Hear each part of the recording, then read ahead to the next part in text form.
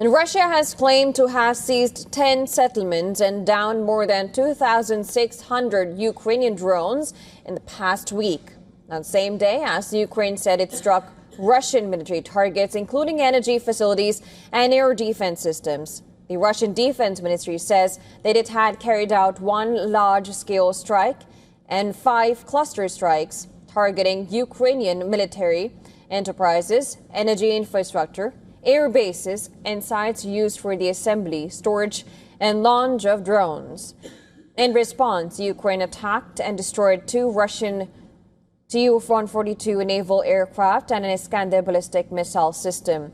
The head of Ukraine's unmanned systems forces said that it struck a military airfield in Taganrog, a port city on the Sea of Azov in Rostov Oblast.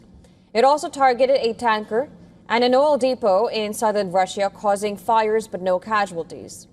The Defense Intelligence Unit of Ukraine is preparing to launch more drones at what it says are military objectives deep inside Russia. A Ukrainian commander who heads one of the deep strike drone units said that this is a key opportunity to turn the tide in the war.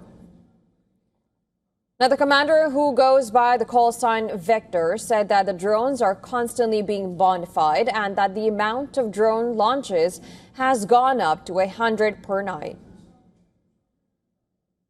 This is a key opportunity to turn the tide in the war. As we have seen, especially recently, this is the main trump card, the main card of Ukraine in our rebuff of this aggression. We understand not only these, but all the other drones that will be launched today, which are launched every night, have given us the opportunity for an asymmetric response to the horror that we have been receiving for the 5th year.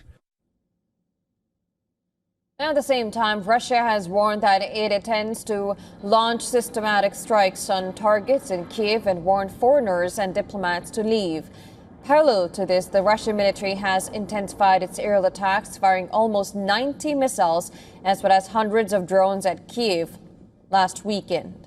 Ukraine's President Zelensky has said that Russia is preparing a major new attack and urged for air defense missiles, adding that a sufficient supply depends on U.S.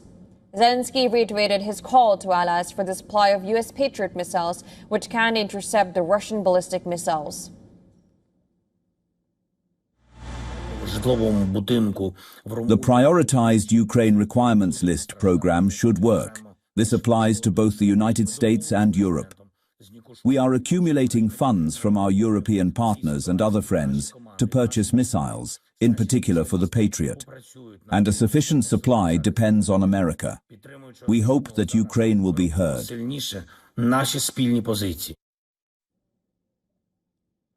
Zelensky also said that he spoke with the Romanian President Nicolae about the Russian drone attack on Romania, and that the 2 countries agreed to work together to strengthen air defenses.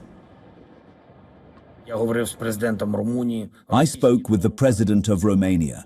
A Russian drone struck a residential building in Romania during the previous night. People were injured. We wish them a speedy recovery. We agreed with President Nicolae that Ukraine supports Romania in this situation.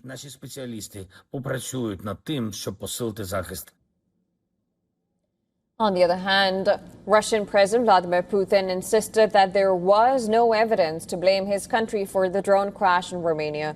At least 2 people were injured in the first drone hit on a residential building as Bucharest called the incident a serious and irresponsible escalation and expelled a Russian diplomat in a first response.